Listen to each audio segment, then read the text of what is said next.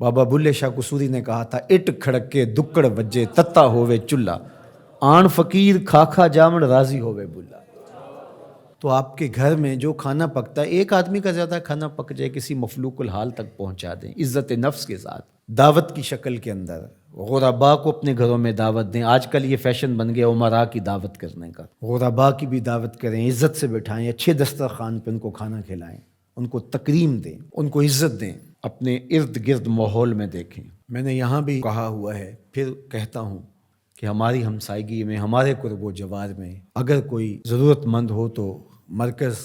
اس کے لیے حاضر ہے، یہ اس کا اپنا گھر ہے، تینوں وقت کا کھانا دستیاب ہوگا۔ اور ہم بڑھ رہے ہیں اب اس کام کی طرف کہ ہم ملک کے طول و عرض کے اندر اور پوری دنیا کے اوپر انسانی فلاح کے لیے کام کے حجم کو بڑھائیں گے انشاءاللہ۔ پہلے بھی اللہ کی توفیق سے ہم مختلف جگہوں پہ روہنگیا میں کام کر رہے ہیں، کاک بازار میں کام کر رہے ہیں، اردن میں کام کر رہے ہیں، فلسطین میں کام کر رہے ہیں۔ اللہ نے ہمیں توفیق نصیب فرمائی، ہم گزشتہ 3-4 سالوں سے ارض شام میں، سیریا میں کام کر رہے ہیں۔ اس طرح ملک کے اندر بھی اپنے محدود وسائل کے اعتبار سے کام ہو رہا ہے، لیکن انشاءاللہ چونکہ بہت سارے کام ہیں ہمارے ذمے، مدارس کا قیام، پھر ان کی ضروریات کو پورا کرنا، اور اس طرح سے فنڈنگ ہم کرنے کا مزاج بھی نہیں رکھتے۔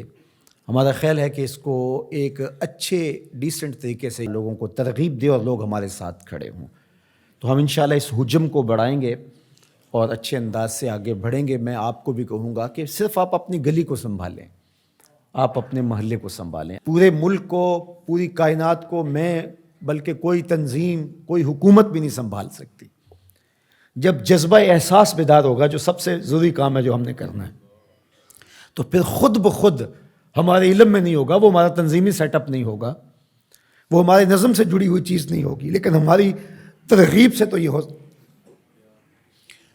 تو اس طرح لوگوں کے دکھ بانٹیں، لوگوں کے درد بانٹیں، سسکتی انسانیت کی مدد کریں، آپ کا رب آپ پہ بڑا راضی ہوگا۔ ادخال السرور فی قلب المومن عبادہ، کسی مسلمان کے دل میں خوشی داخل کر دیں تو یہ بھی عبادت ہے۔ آپ نہیں جانتے آسمان سے کتنی رحمتیں تمہارے اوپر اترتی ہیں جب تم کسی کا دکھ بانٹ رہے ہوتے۔ تو اللہ آسانیاں پیدا کرے، اللہ رحم فرمائے امت محمدیہ پر، پوری انسانیت پر۔ دور موجود کے سرمایہ دارانہ نظام نے دولت کو سمیٹ کر چند ہاتھوں تک پہنچا دیا، اور اس کا یہ نتیجہ سامنے آ رہا ہے کہ انسانیت بھوک افلاس کی طرف بڑھ رہی ہے، اور کہنے والے کہتے ہیں کہ آنے والے دور کے اندر لوگ نان شبینہ کو بھی ترسیں گے، بہت ساری اموات ہوں گی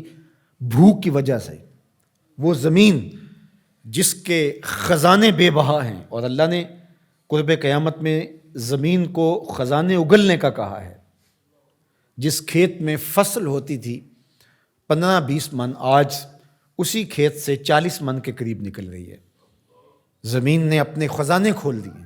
لیکن یہ دولت سمٹ جاتی ہے، یہ وسائل سمٹ جاتے ہیں چند ہاتھوں میں، اور گندم خراب ہوتی رہی امیر شہر کی، گندم خراب ہوتی رہی امیر شہر کی، بیٹی مگر فقیر کی فاقوں سے مر گئی۔ تمام عمر جو اہل زر کی خلعتیں بنتے رہے، تمام عمر جو اہل زر کی خلعتیں بنتے رہے، ان فقیروں کے مقدر میں کفن کاغذ کا تھا۔ تو یہ عدم مساوات ہے۔ اگر ان لوگوں کا بس چلے تو یہ فضاؤں سے آکسیجن بھی جمع کر لیں اور غریبوں کو سانس لینے کا حق بھی نہ دیں، اور انسانیت جو ہے وہ سانس کے لیے، آکسیجن کے لیے بھی ترسے،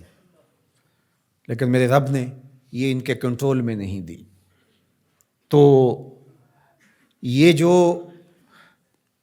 ارتکاز زر ہے، یہ قوموں کے لیے بربادی کا سبب و ذریعہ ہوتا ہے، اور یہ سرمایہ دارانہ نظام جو گزشتہ کئی عشروں سے چل رہا ہے، اس کے نتائج اب آپ کے سامنے آ رہے ہیں،